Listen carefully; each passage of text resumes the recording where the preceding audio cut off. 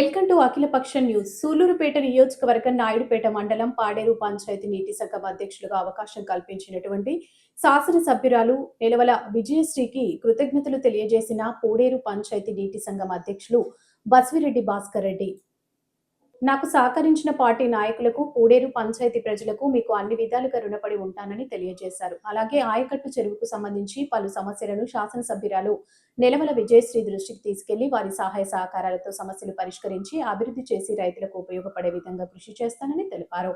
అనంతరం ప్రస్తుతం కూటమి ప్రభుత్వం పరిపాలన చాలా బాగుందని తెలియజేశారు. అనంతరం బస్విరెడ్డి భాస్కర్ రెడ్డి ప్రసంగించారు.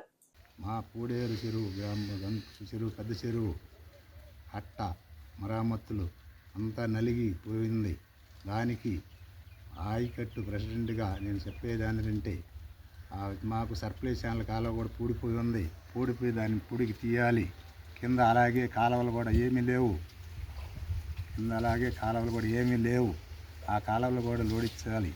దీనికి మీ ధన్యవాదములు. ఇతనే విజయశ్రీ గారికి నా ధన్యవాదములు.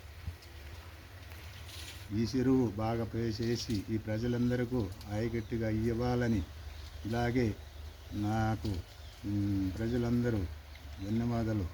ఇట్లు ఉత్తమ పంచాయతీగా ఏర్పడవాలి. జై తెలుగుదేశం, జై చంద్రబాబు.